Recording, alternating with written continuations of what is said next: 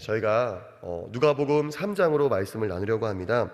그 3장에서 여러 가지 주제로 말씀을 나눌 수 있겠지만 회개에 대해서 말씀을 나누려고 합니다. 오늘 읽은 누가복음 3장에서 그 세례 요한에게 나온 사람들을 보니까 세리도 있고요, 또 그리고 예수님을 따랐었던 그 창기들도 있고, 그리고 또 군병들도 있습니다. 그 세리라고 하면은 이제 세금을 걷는 사람이죠. 그러니까 저희로 치면은 저희 역사에서 세리 같은 사람이 어떤 사람이었을까 한번 생각을 해보면은 진짜 악독 친일파죠, 그죠? 당시에 이스라엘이 로마의 식민지 지배하에 있지 않았습니까? 그런데 이제 로마의 앞잡이가 돼가지고 같은 이스라엘 사람, 같은 유대인이면서 로마를 위해서 세금을 거두는 일을 했었던 사람이 바로 세리입니다. 그러니까 저희로 치면은 정말 못된 그 친일파가 바로 세리입니다. 그러나 그런 세리라고 할지라도 예수님께 나아오면은 예수님께서 용서해 주십니다. 저희가 잘 아는 것처럼 마태가 바로 세리 출신이었습니다. 그리고 이제 군병들 같은 경우에는 그 예수님께서 하셨던 말씀 중에서 누가 너희한테 오리를 가자라고 하면은 신미를 같이 가주어라 라고 하는 그 말씀의 배경이 되는 것이 이 군병들이 백성들을 어떻게 괴롭혔는지에 관한 것입니다.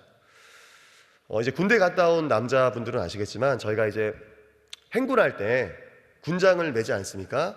그 군장이 참 무겁습니다. 그런데 이제 이 군병들이 이제 자신들이 이제 행군하거나 무거운 그 짐들을 옮길 때 그 민간인들을 강제로 막 데려다가 자신들의 짐을 지게 했다라고 하는 것입니다. 그래서 이제 예수님께서 누가 너희에게 오리를 가자고 하면 너희들은 신리를 가져오라. 군병들이 너희를 강제로 끌어다가 그 막 군장들을 강제로 메우고 너희들을 막 끌어다닐 때 너희들은 오히려 그들과 싸우려고 하지 말고 그들이 가고자 하는 것보다 더 많이 짐을 져주어라라고 말씀하셨던 것입니다. 어떤 사람이든지 간에 주님께로 나오면 용서받습니다. 그 역사를 보면은 항상 그 창기들은 있었습니다.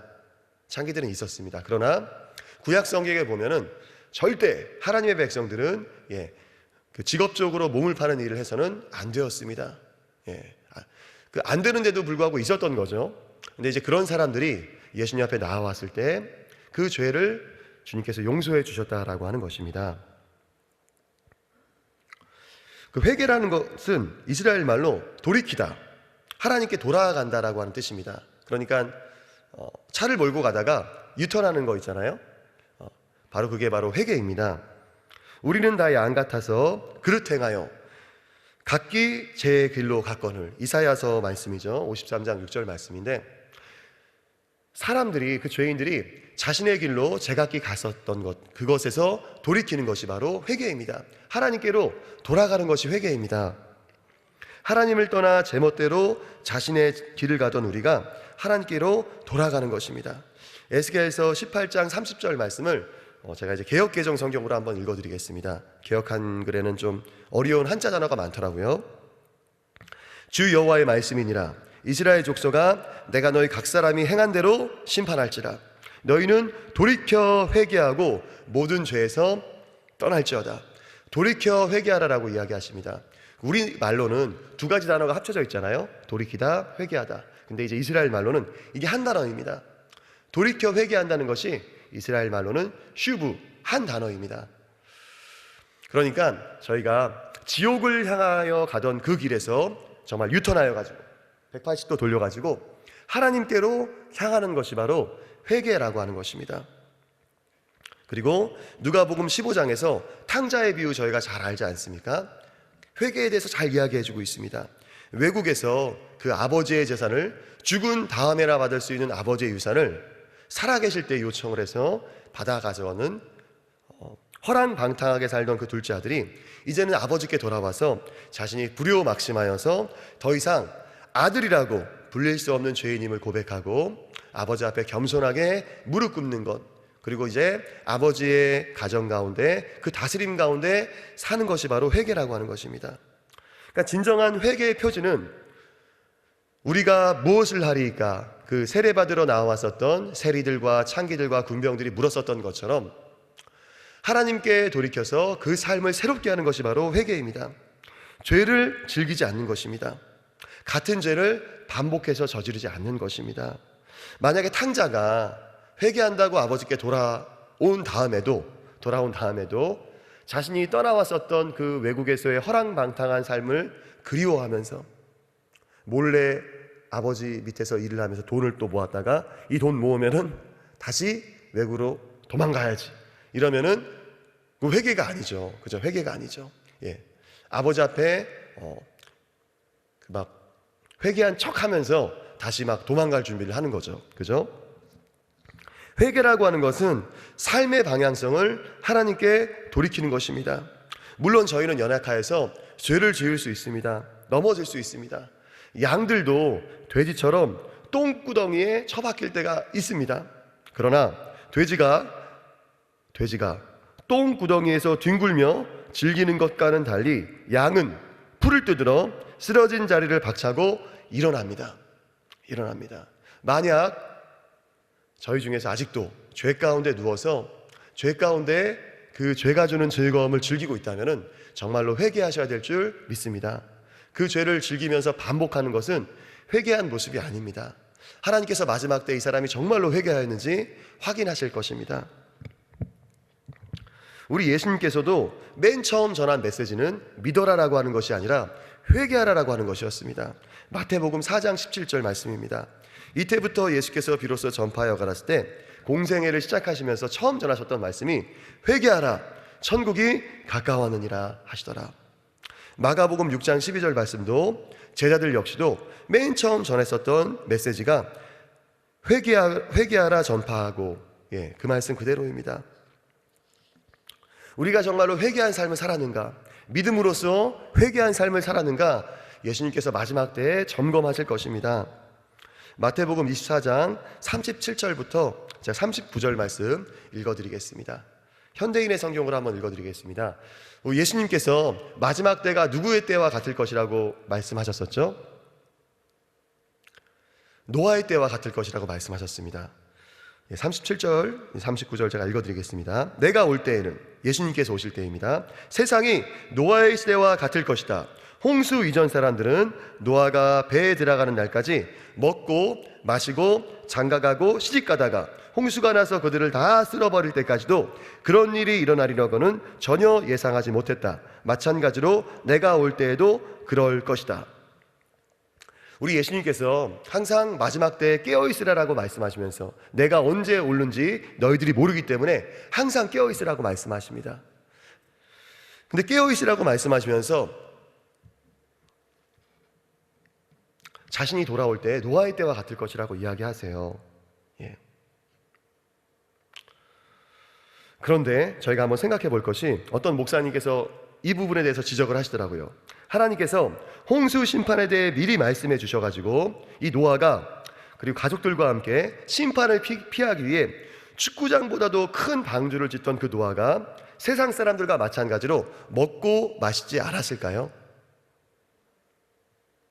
그리고 노아의 아들들은 결혼까지 하지 않았습니까? 그죠? 노아가 방주에 들어가는 날까지 세상 사람들은, 구원받지 못하는 사람들은 먹고 마시며 시집가고 장가갔다라고 이야기하는데 정작 노아는 먹고 마시지 않았냐는 것입니다. 아니죠.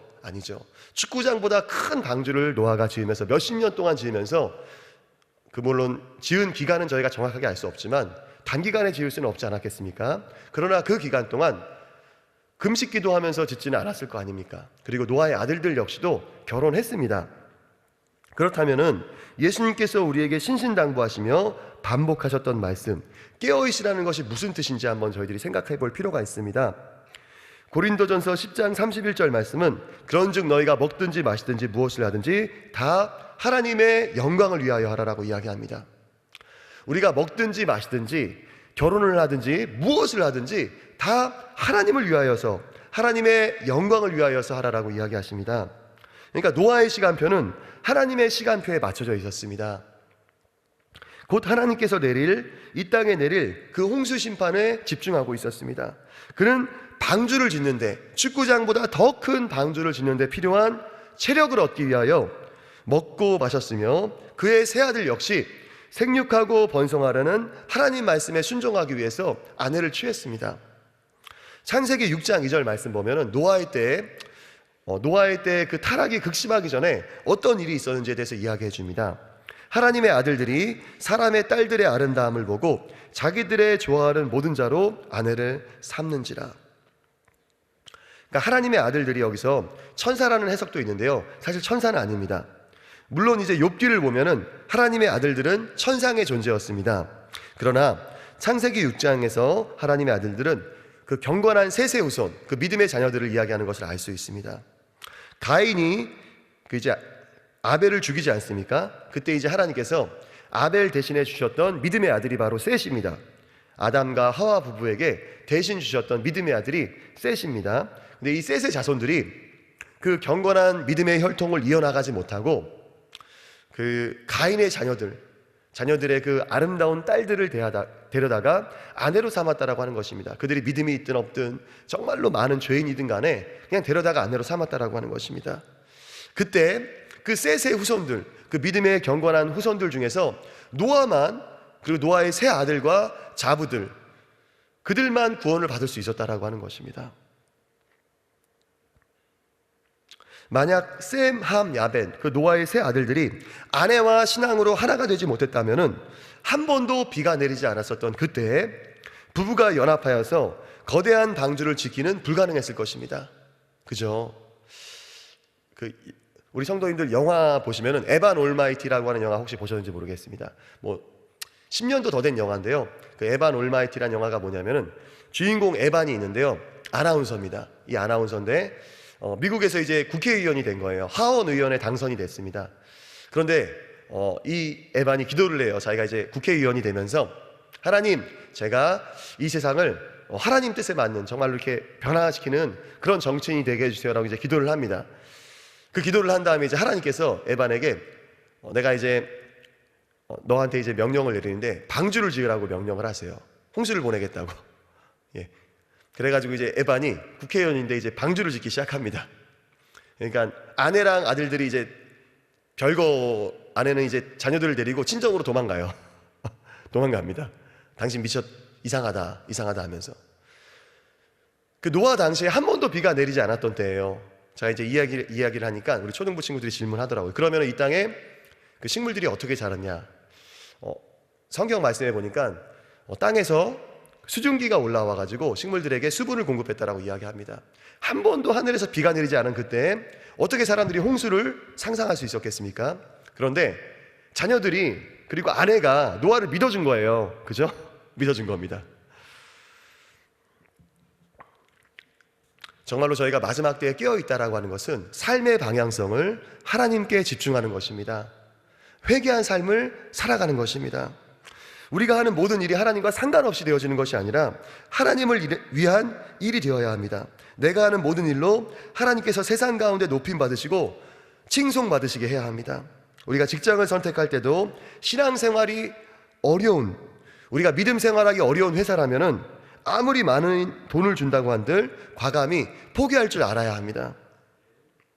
아무리 근무 조건, 복리후생 등 아무리 좋아도 예배의 자리를 지키기 힘들고, 그렇다면은 나의 신앙생활이 무너질 것 같다라면은 그 직장에 대해서 다시 생각해야 합니다. 아멘이십니까? 우리가 깨어있다라고 하는 단어가 영어 성경에서는 watch라고 하는 단어인데, 예수님을 배신하여 팔아넘기려고 하던 이 가룟 유다도 깨어있었습니다. watch했습니다. 마태복음 26장 16절 말씀입니다. 그가 그때부터 예수를 넘겨줄 기회를 찾더라. 이 가룟 유다가 예수님을 넘겨줄 기회를 watch했더라라고 영어 성경에 적혀 있습니다. 그러니까 가룟 유다가 깨어 있었던 거예요. 근데 하나님을 위해서 깨어 있었던 것이 아니라 예수님을 팔아넘길 기회를 찾기 위해서 깨어 있었다라고 하는 것입니다. 그는 자신의 모든 삶과 에너지, 그 시간을 쏟아부어 가지고 스승인 예수님을 대제사장들에게, 장로들에게 넘겨줄 기회를 찾고 있었습니다. 우리가 마지막 때에 깨어있다라고 하는 것은, 그리고 회개한 삶을 살아간다라고 하는 것은 내 삶의 방향성을 하나님께 맞춰가지고, 하나님께서, 우리 예수님께서 언제 다시 오실까? 그리고 이때가 어떠한 때일까? 나는 지금 무엇에 집중하고 있는가? 내가 지금 하고 있는 모든 일들이 하나님의 영광을 위하여 하고 있는 일인가? 아니면은 나를 위해서 하고 있는 일인가? 점검해야 될 줄 믿습니다. 아멘이십니까? 저는 이제 목회자로서 제가 하는 모든 일들이, 교회에서 하는 모든 일들이 이제 목사로서의 업무입니다. 그런데도 불구하고 제 자신을 이렇게 돌아보면은 하나님을 위해서 하려고 하는 것이 아니라 나를 위해서, 내가 드러나고 내가 사람들한테 인정받고 그런 것에 치중할 때가 있는 그 제 모습을 보면서 번뜩번뜩 놀랄 때가 있습니다. 하나님께서 다 아시죠. 다 아십니다. 저희가 저희들의 삶을 늘 하나님께 집중하여서 하나님의 시간표에 맞춰서 천국을 향한 그 길을 걸어가는 저희들 되시기를 축복합니다. 아멘. 저희 기도하고 마치도록 하겠습니다. 하나님, 저희가 누가복음 3장을 통하여서 회개한 삶, 하나님의 시간표에 맞춘 삶, 하나님께 집중하는 삶, 하나님께 돌이켜 회개하는 삶에 대해서 배웠습니다. 저희가 대한민국이 듣도 보도 못한 범죄 가운데 더럽혀져 가고 무너져가는 모습들을 보게 됩니다.